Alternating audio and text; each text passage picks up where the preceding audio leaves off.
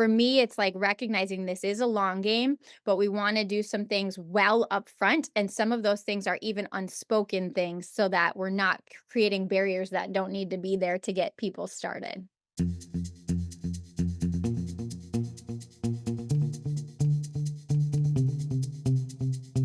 Hello, and welcome to Build Your Remarkable Practice podcast.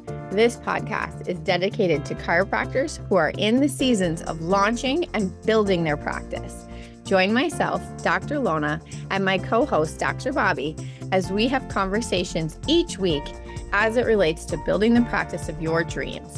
And remember, you can have a remarkable practice as part of a remarkable life, not instead of one. We're here to lead you on the way. What's up, team? Welcome back to the Build Your Remarkable Practice podcast with the amazing Dr. Lona. Dr. Lona, how you doing? I'm doing great. I love doing these podcasts. I'm learning from you as we're recording this, so this is awesome. I'm having a lot of fun as well, lady. And of course, myself, guys, Dr. Bobby here from the Remarkable Practice. And we're talking about today in our pre-show notes, we always have this chat first, and sometimes that chat turns into like something that maybe is a 15-minute chat and turns into like a 45 1-hour chat, which is just is just to show all the time about, man, how passionate we get about this stuff, right? I love growing practice. I love chiropractic. I love helping people. I love systems, process, and growth. And I can see you're exactly the same, right? Yeah, definitely. And I think we all go into chiropractic to help people, and then we realize somewhere down the road that we have to actually learn how to do this thing called business. Yep. And so for many of us, it actually is an afterthought, but it is the hurdle that we have to really embrace in order to do what we set out to do, which is help more people with chiropractic. So if you can marry that in your mind, I think we can have a better experience on all ends of all sides of the coin. Yeah, I love what Dr. Sid Williams used to say. I remember I heard him talking about this once in a YouTube video I was watching, and he's talking about how in chiropractic, right, to be uber successful, right? Like, so success beyond your imagination. And I can tell you, the amount of people that achieve that through chiropractic as their vehicle, which means success beyond their wildest dreams of what they thought on in the early days. Because you've got to learn two things. And there's two things that you got to learn is you'll learn how to balance two hands. In one hand, you've got your service hand, and the other hand, you've got your business hand. Okay. Because you need to learn how to balance it too. Because I know plenty of chiropractors that one hand goes out of balance. They're all service focused adjustments. I got to deliver the world's best. It's all about adjustments, delivering world-class care. Everything else will take care of itself. Yeah, sure. Okay. Any predictable, guys, business in the world, when I say predictable, that every single quarter is growing and helping more people, I guarantee you doesn't just happen by in the background. It'll all just take care of itself. Don't worry, the internal referrals will take care of themselves. Don't worry, all you focus on is world-class care. No one's saying don't focus on world-class care. That's an absolute must, right? But I love Sid Williams used to say, I know plenty of chiropractors that I will trust them with my family. I'll trust them with myself. They are like absolute superstars, but they're broke and they're struggling to get by and they're living day to day, right? And they're living week to week. And they, if they look at the chiropractic profession, they probably would have chosen something else in hindsight, okay? Then on the flip side, there are people that the business hand goes out of balance, right? If it's too business, money focused and the service hand suffers, that's a problem too, okay? Because ultimately you won't reach your goals. You won't help the amount of people that you want to help. And I love what Zig Ziglar says about this when he says, ultimately the way to have everything you want in your life is, quite frankly, to help enough people get what they want in theirs. So good. Yes. Yeah. And energetically, that just feels true also. Like there's like good flow to that thought process. So Exactly, 100%. I mean, even the world's best charities that you support, okay? I'm sure that if you're listening to this, there's charities that you support, okay? I know there's charities I support. If you give back to charity, if you give back to your church, okay, whatever it is. I guarantee you, if that's operating at a level where it's growing, expanding, and helping the charity more and more, there's a great business model that exists behind it, okay?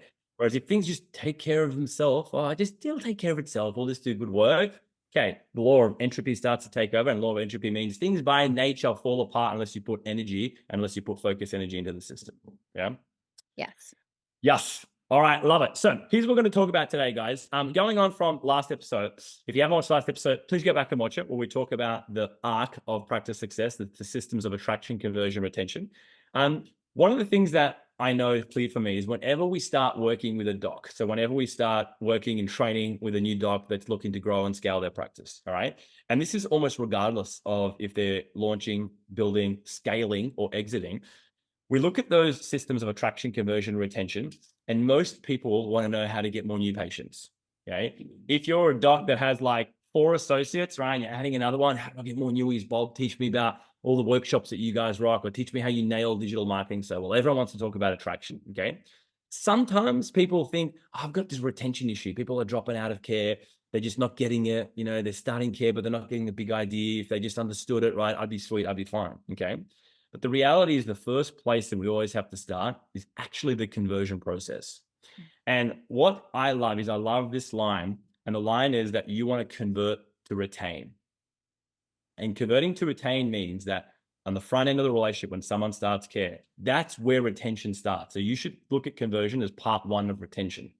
If we miss some key areas in the conversion process and we think, let's just get them started 2 for 4, right? Or 3 for 4, 2 for 4, and then we'll do a progress report. Okay, great. And then you think, oh, and then I'll educate them once they go through, and hopefully, we can teach them once they go through, and then they're going to start getting the big idea and have the penny drop moment. I'm telling you, you're leaving so much fruit unpicked, and it's purely because you have blind spots. So the conversion process, converting to retain, there's a science to long-term relationships, and it starts at that day 1, day 2 process. It's absolutely instrumental. So I want to go deeper on that today as well. So why don't you talk to me a little bit about when you hear convert to retain, and you hear people say things like retention starts at conversion. What's been your experience with this, and what are some key things that you can really kind of start to take away from that? If I'm someone listening to this and going, all right, my conversion process right now, what's my first action step that you recommend that I start to do and have a look at in order to really start to take it to the next level? Yeah. Well, first, I think sometimes it's helpful, and I do this with like our CAs too, of like sometimes when we're in chiropractic, we think about chiropractic all the time, right? Like we're probably geeking out on chiropractic, which is why you're listening to a chiropractic podcast. But we also have to remember that the people walking into our office are like when we go to the dentist or we go for something else, like the process in and of itself isn't just an education process. It's everything else that's happening that should stack up in like a yes equation, right? So we say like the conversion is emotional. So like that means that from the way that the CA greeted them to like how it smells into the office, how it looks in the office, how the doctor shook their hand or didn't for that matter. Like there's so many things that for a certain person may stack in the like, yes, this was a good experience versus like, oh, I don't know if I like this, right? And so trying to, especially the longer you're in practice, trying to see your baby honestly, meaning your practice honestly, and like, yeah, what is the experience when you walk into these doors for the first time? And what does our day 1 and day 2 process feel like on a sensory level that's more than just even what we're saying? Because we can get into the saying and the script, but we also have to realize there's a lot of nonverbals that also equate to the conversion process, right? So trying to just like pull that, that mask off of like, how does it look to someone who's never set foot in here before, or this is like the first or second time that they're here? And the other thing that I think, Bobby, you were alluding to is something that we call like the hard easy. You want to do some of the hard stuff up front so that it sets up an easier matriculation through care versus like not having certain conversations that need to happen up front and thinking you're going to handle them later. Now, that doesn't mean, and I say this is my language, I say like, that doesn't mean that we need the new patient or the day 2 to be able to spell subluxation. In fact, I don't really care if they fully understand what it is, because how can they? We've spent hours and hours and hours and hours to get to our understanding. They're not going to get it in a short time, most likely. But that doesn't mean that we don't try to start the process of them becoming someone who understands what they're choosing and why we're laying care out the way that we do. So for me, it's like recognizing this is a long game, but we want to do some things well up front. And some of those things are even unspoken things so that we're not creating barriers that don't need to be there to get people started. Yep. I love it. Hard, easy. I've written that down. And I would say that goes for most things in life. There's certain things that like, the hard thing to do right now is get up at 4:30 a.m. I promised myself yesterday I wouldn't go and work out. All right. That's a hard thing to do. The easy thing is, just hit snooze. That's all right. Work out later in the day. All right. Or work out another time. But I bet you, if you do the hard thing now, later it will become easy. You'll set the day up right. You'll be energized. You'll be productive. You'll be rock and roll. You don't have to think about where's my workout happening. If you do the easy thing now, it gets harder later on. So the conversion process is exactly like that. I remember in the early days when I used to shy away from talking about like, recommendations for the long term. I would say, okay, so we're going to address this issue. We're going to see you twice a week for the first 4 weeks, right? And then I would say to you, oh, I have a 95% conversion rate. Sure, okay. At twice a week for 4 weeks, or once a week for 6 weeks. Then as we'd be getting close to week 4, I'd get a bit nervous. I'd be like, oh, okay, this person's getting better. I hope they're up to where I thought they were up to. Okay. Then what would happen? They would get to that visit, I'll do what I would feel was some form of a progress exam. And then I'd give a new recommendation. And I'd think, oh, they're going to be happy if I start to reduce the schedule of care. Let's go now once a week for 6 weeks. And then once a week for 6 weeks would come along, and I'd be getting nervous, and I'd give a new recommendation. It was almost like every single time I would spend 5 minutes before this person would come in and just pull out a new recommendation out of my backside. I'd be like, what's it going to be? Ready? Wow, now it's going to be once every other week for 4 weeks. Then we'll see what happens, right? And every time I'd have this moment where I'd be like, wow, what am I going to pull out? And it would just be this subjective thing that I would try and either beforehand think of or on the spot think of. And I used to think in my mind, the person will be happy because I'm just reducing their care down more and more, right? And my goal is let's just get them all to monthly. And that should be something that's doable for a month to maintain their spine, right? And then I used to be wildly shocked when they're all dropping out, right? Somewhere along their journey, most of them, or some of them would keep listening, but then they'd get to a point they'd be like, so do I do this forever? What's the deal here? When can I stop care? And I'd be surprised about why they're asking me this question, right? And instead, what I realized is that what you're better off doing is on the front end of the relationship, or when I was taught this, mind you, I didn't realize that on my own, I'm not that smart. But I was taught that on the front end, you're better off creating expectations and agreements around time. Be specific, okay? You should be able to teach them well enough in your conversion process where somebody tells you what phase of subluxation they are. You don't have to tell them. They tell you, okay? Then if you taught them well, they can tell you timeline. So phase 1, you should know how long does that take to heal phase 1 subluxation compared to phase 2, compared to phase 3, right? And so if I can have clear expectations and agreements around time, how long it's going to take, energy, what are the exact adjustment protocols look like, not just for the next 4 weeks, but for the entire care plan. So the first 4 months specifically, and then your corrective care plan, your wellness care plans. Okay, so that's an energy agreement. And then money. How do we stay in fair exchange? What are the financial options inside of our offers? I wouldn't just roll a hand grenade down to the front desk and I'd hope my CA finishes the conversion. That's what I used to do, right? I'll tell them time, roughly, here's how many times a week, energy, and then the CAs will take care of everything else. And I'd be rolling hand grenades every day down to my front desk and they'd be blowing up in their face and they're trying to, convert them with financials.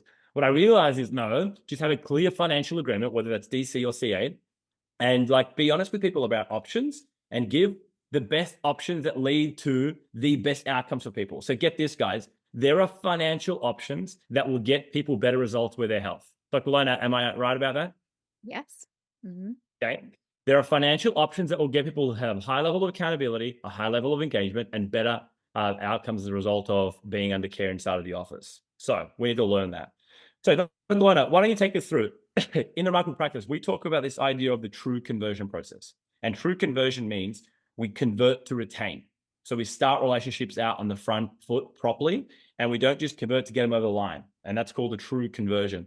Why don't you take us through what are some essential elements of the true conversion process? I know that we spoke about previously, there's a day 1, there's day 2. We speak about things like the 4 agreements that you need to have with every single person in day 2. But what are some elements of your conversion process that really help lead to true conversion and long-term retention? Yeah. So you're trying to start the process of them understanding instead of it just being like, oh, I like it here. And I think this person, you know, is listening to me and starting. So yes, good doctoring in the beginning, but then they have to understand. Otherwise, as soon as the pain's gone or whatever they wanted help with, they're gone. And so, I said earlier, we're not asking them to spell subluxation backwards, but they do have to understand what is happening when they get adjusted, and why the nervous system is influenced, and why also this is going to be a process that they're engaging in. And so maybe the pain is gone early on, but as we all know, that doesn't necessarily mean the process is done. So we're up against some things that we need them to start to understand, how their body is put together and what a chiropractic adjustment is doing, and then also how we're going to measure it down the road, because people like to be measured. That's part of the accountability. So when someone is setting up, off of day 2, and you don't throw your CAs a hand grenade, you are making that handoff done in a way that they can get them scheduled out. Progress exams can be set up appropriately. now that patient is leaving knowing also, okay, in 4 weeks, I have my next checkpoint. And up until this point, here's what I need to do. I need to make it into the office 3 times a week on these days at this time. And they also know that if they miss appointments, what's going to happen next? That's not also nebulous. So if they miss appointments, someone's going to call and reschedule that appointment. And also, if they'd miss several appointments, then probably there's some sort of follow up that would be different. Maybe that means there's a direct conversation with the doctor. Maybe that means the CAs call and take them off the books. Like, we just want to have those things handled up front so that, again, there's just an element of like everything is understood and the elephant is out of the room, if you will. There's no guessing if this person has signed up for care. And so if you have a situation in your office where you're guessing whether or not that person is actually in and going to get started, then that probably means your front end could get a little stronger as far as how that conversion process on your end looks. One thing I've noticed in working with doctors in this season is a lot of times people shy away from having solid reevals. Now, maybe you're someone who x-rays, maybe you're someone who doesn't x-ray. You can still have solid reevals. There's other things that you can do to measure, whether it's posture or nervous scans or various objective findings that you would come back and look at what's changed, as well as having important conversations to help that education process. Again, none of this should be something that you feel like you have to pull out of your butt. It's like part of the process in place, and you're scripting that what you would say at a first reeval is going to be different than a reeval that's happening a year in, and you're looking to lead that patient through that process together with you. Yeah, I love that. What I'm hearing, just it screams out at me when you're speaking, and it just continues to like poke its face at me, is clear expectations and agreements on the front end of a relationship. Clear expectations and agreements. So clear expectations and agreements. We heard Dr. Lona talk about what happens when you miss an adjustment. We're creating expectations and agreements. What's the frequency of care that's needed to get to your goals? Okay. The goals that you've told us that you want to achieve. Okay.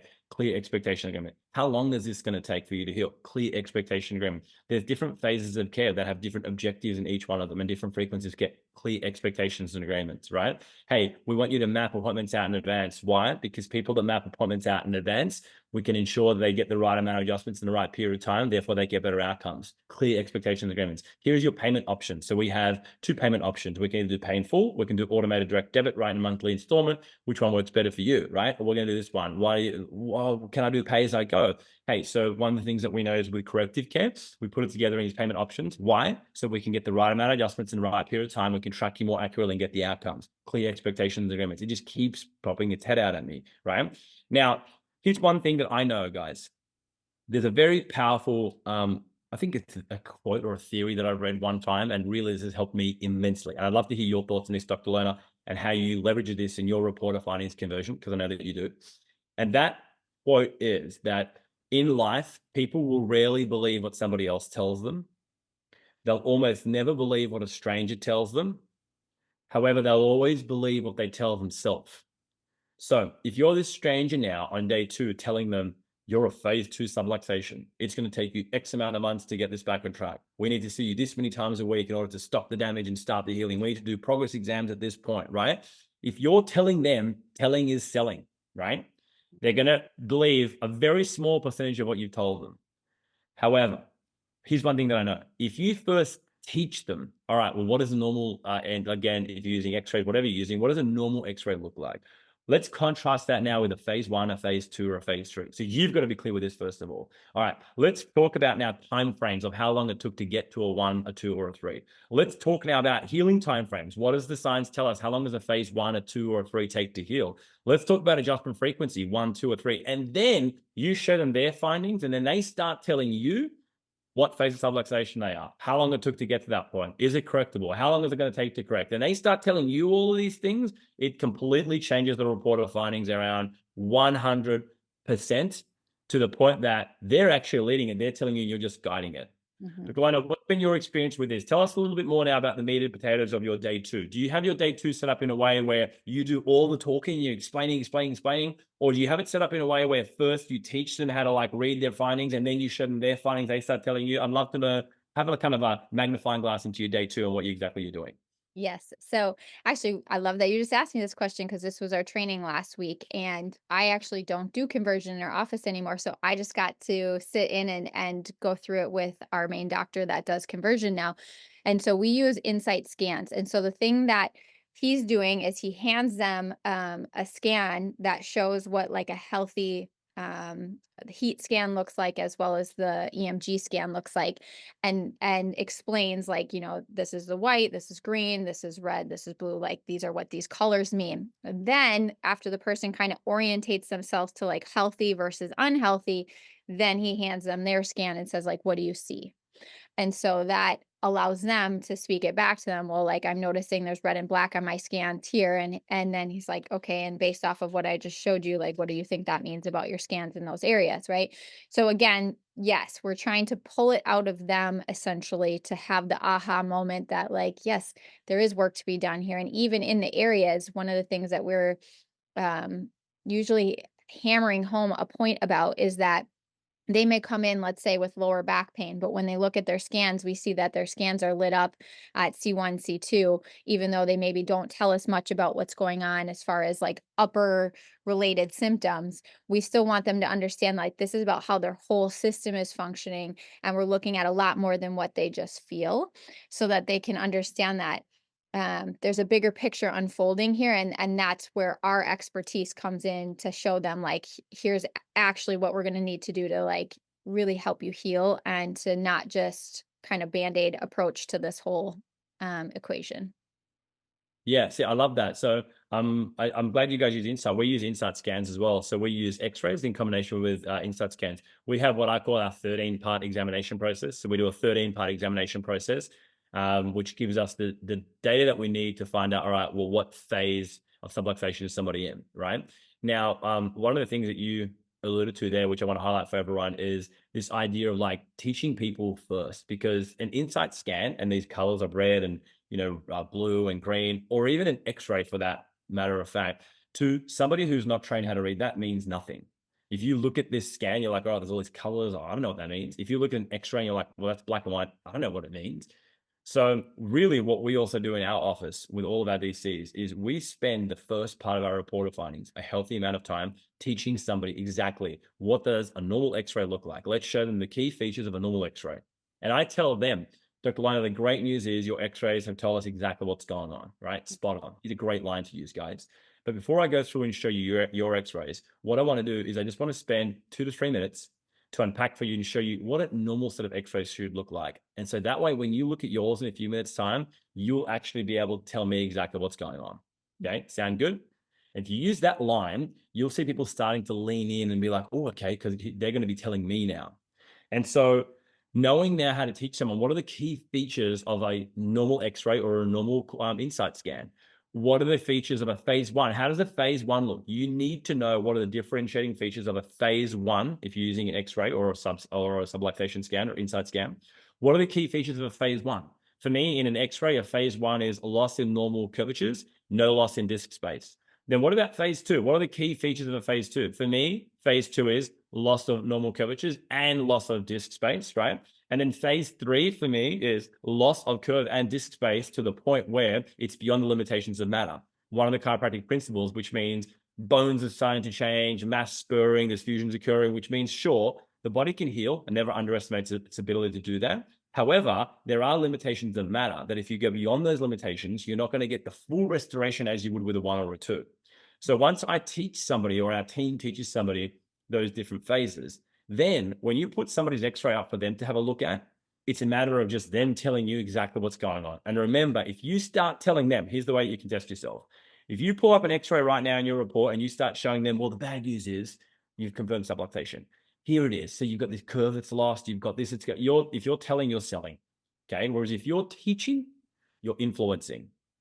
So teach them how to read X-rays, show them their X-rays, and let them then convey to you exactly what's going on with their X-rays, and even get to the point where they tell you what phase of subluxation degeneration they are. Because if you've taught them timeframes clearly, phase one is, let's just say 12 months. Phase two is 12 to 24 months. And phase three is 24 plus months. When they tell you in a few minutes time, I'm a phase one, automatically they're also telling you, so it's going to take about 12 hours to correct. It's correctable. It's been building for 1 to 5 years. Okay, gotcha. But good news is it's correctable. You haven't had to tell them any of that. Is that something you guys do inside your office, Dr. Lona? I'd love to get some insight on how you guys carry that out too. We don't do like any x-rays other than if someone has like some sort of trauma and we send them out for it and then come back. So our teaching would be different there. But one thing when you were saying that I was thinking about is when, when you said this element of like this process is teaching. And even if you weren't using insight or x-rays, which maybe is not what we'd recommend just because it makes your life easier to have things that you can show them visibly, but you could be doing that while you're palpating and doing range of motion. You're teaching and explaining what you're looking at and saying like this right here, this, this is not healthy tissue. It's not moving well. There's elements of this depending on what your exam process is. The exam process for you is part of where you're gathering the data, if you will, that should back up what you're laying out as your treatment plan or your option for care.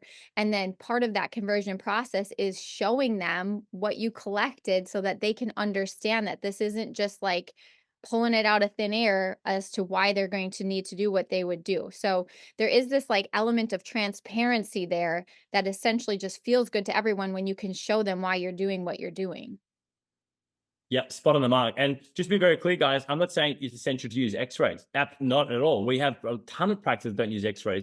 However, one thing they all do is they all have an objective measure that they use. And I don't care if it's posture. Great, okay? Take posture photos. However, here's one thing that I'm going to say, though. You first in your heart and your mind need to be very clear with like the why behind that. So why is posture care? And I know plenty of docs, for example, that we work with, that they base all their analysis of posture because of the tension patterns in the body, right? They look at vibrational frequency of cells, that affects tension pattern in the body. Tension pattern in the body is going to start pulling the posture away from normal and towards disease. So they can then link the importance of the posture photo on a massive level.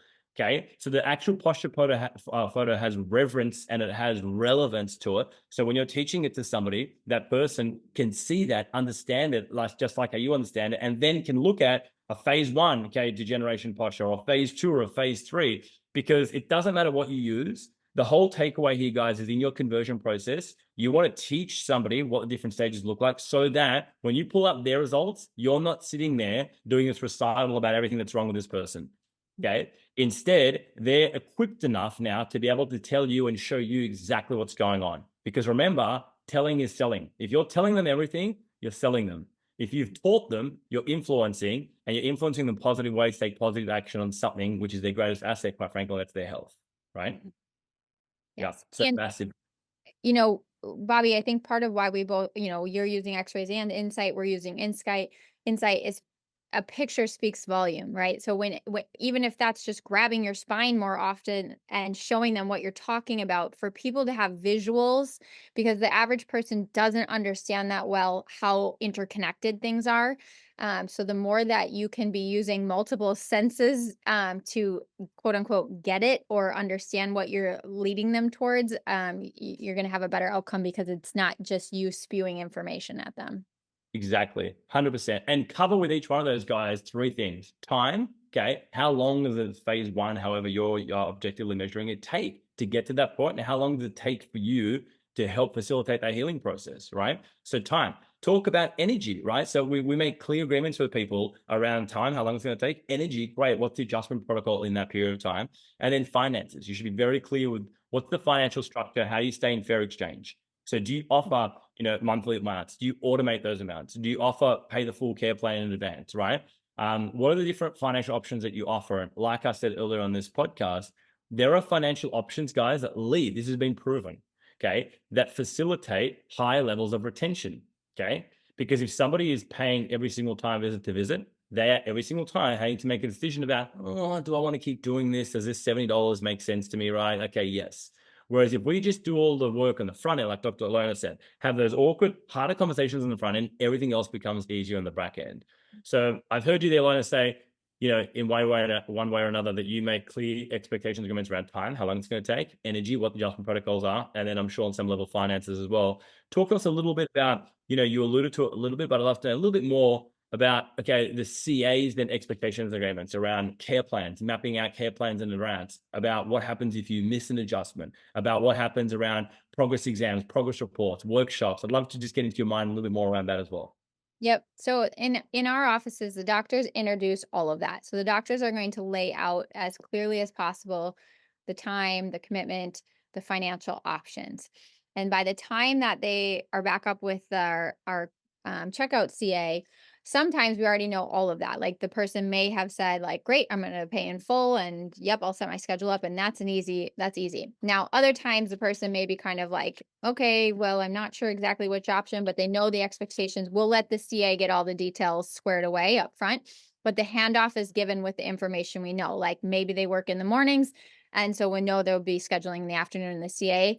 Then we'll try and work again right from, like, let's go for the hard stuff first. Let's try and schedule out as far as we can with this person. Now, we know that there's some people whose schedule changes every week for work reasons. Okay, yes, there's always going to be these things that come up that maybe don't allow you to get everything in place. But what we teach is we want to try and schedule out at least to that first reeval, so we know where that first reeval should be handling, and even better if we can schedule out further. And then we just let them know things like, hey, the number that confirmed your appointment with the text message that you got for this appointment, you can always text us back and change that appointment time if you need be. We're very efficient and flexible so that you can make this work into your schedule. Our goal is that we can stick to this so that you can get the best results. And that's the truth, right? So really what you're doing is just telling them the truth and telling them what needs to happen, and trying to make this fit into their life. So I do think it's important that we recognize that this is why also, like, wait times can't be long in your office. You do need efficient flow and whatnot, because if you think about, people have really busy lives, and if you're asking them to come in 3 times a week and improve their health, they also have to be able to make that work and not have it be like, well, I waited 45 minutes for my adjustment twice this week. That's a barrier to care, right? And so this is where all of what we're talking about in systems becomes really important, is like, can you deliver the care in a manner that they can access it for a lifetime, or is it just too cumbersome? Um, so anyways, we'll get the schedules mapped out. We want to have that first reeval in place. And then we also are figuring out, like, yes, are they a pay in full? Are they someone that needs to split it into payments? What works best for them there? And really, that's usually one of those things where you just pose the question and you wait for them to respond, right? So it doesn't need to be something that feels challenging. It's just like, you don't go out to dinner and expect to pay the bill tomorrow, right? It's just an exchange. And I think for many reasons, and we probably will do a whole episode on finances at some point, we can get garbled up about money, but really it's just selling. We're putting something out there, and there needs to be an exchange for it. And we've given them a couple options, but we're not trying to give them 10 options either. And that's something to think about with your own report of findings and how you lay out care. Is it murky because I've given them too many options and people don't know what to choose? Yep, spot on the mark. I love it. And a great question to ask yourself, guys, and I almost know what your answer is going to be to this question, but is, do I like having the goalposts changed on me in life? So do I like when someone tells me one thing and then they're changing the goalposts, right? Can we do this? And then the answer to that question is not really. So then don't do it to your patients, right? If you do twice a week for 4 weeks and then reevaluation, and then at that point you go, oh, now it's once a week for 6 weeks and then reevaluation, and now it's once every other week. What you're doing every time is changing the goalpost. You're saying there's no endpoint. We just keep creating a new endpoint here, right? Whereas instead, when you show the whole picture on the front end, remember, harder to do, but easier later on. And then you break that down into, let's focus on the initial intensive phase of care. And that's why Dr. Lona said one of the first things that they'll do then is work out schedule and work out, all right, what 3 times are going to work best. Let's map that out all the way into the end of the care plan, the first reevaluation, right? Then we make clear agreements around finances. Here are the options, which one works best for you, right? And then we work out, okay, the other office policies that we know are going to lead to better outcomes. And she said something really key, guys, that I want to point out here. Lona, you said something that was absolute genius. And that is this, that everything really is just based on the truth. That's it. So all you're doing is you're communicating truth, but the magic ingredient that makes it all happen, and that makes this all happen 1,000 times better, the magical ingredient, guys, is love. When the truth is communicated from a place of love and authenticity, that's what makes it happen, right? Whereas if you're in your own head because you haven't had training enough and you haven't had the right person helping you stay focused in the right area, you get in your own head, And then even though it's the truth, it doesn't come across as the truth, right? It comes across as self-serving. That's the biggest thing here. Oh, Bobby, I want to say this because this was a game changer for me. Is like, I'm sure all of us have probably heard this in some iteration, but if you think about someone in your family that you love and they went to a chiropractor and they had things going on in their bodies that certainly could be addressed by chiropractic, which now at this point I believe is probably everything, right? But they went somewhere and that person just said, "Oh, come back, you come back when you feel like it," kind of thing, or "Come back next week and we'll see how you're doing," right? And didn't tell them the full scope of like understanding the spine and its relationship to the rest of the organ systems and every tissue and cell and what subluxation can do, and more of that understanding of brain to body and body back to brain. Like, man, like, have they done a disservice to your family member? Of course they have, right? And so that really sat with me because one of the things that I realized that was a mistake I was making is if someone didn't sign up for care initially with me and maybe they came back a year later or 6 months later, I made the assumption that they weren't going to sign up again. And sometimes I wouldn't give them the like quote unquote full truth of what I wanted to like share with them, like what I thought they should do and why maybe what they chose last time, which was to like fall off of care or not stick with care. I just made the assumption they would do that again. And that was on me. And so our job as the chiropractors is to love on people and also not have all these storylines going in our head about what they can financially afford or what time constraints they have or why they maybe don't get it because they didn't get it last time. That's just a story. And so when you can like unearth your own like where you get so clear that you're just present with the person and your job is to share your truth and your expertise and your conviction around chiropractic and what you would do for your own family member, that's where like I think magic in that process happens because people can feel that.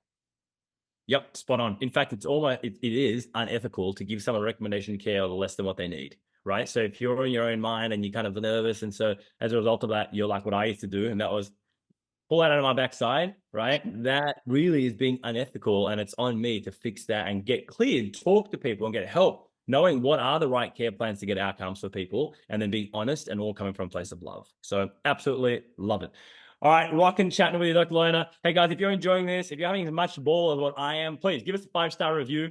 5-star review, guys, on the podcast app really helps us get this out to more people. And our mission is to help more chiropractors serve their community and help us make a bigger impact inside of humanity, quite frankly. Dr. Lona, pleasure as always, lady. I'll let you get back to an awesome day. Sounds good. I'll see you later this week at the immersion. Oh yeah, we'll catch you there. See you guys. Thanks for listening to this episode of Build Your Remarkable Practice podcast. Remember, what the world needs now is chiropractic, and what chiropractic needs now is more successful chiropractors. If you like the podcast, please subscribe, share with your friends, and leave us a review. And if you'd like to connect with us personally, please click the links in the show notes to schedule a call.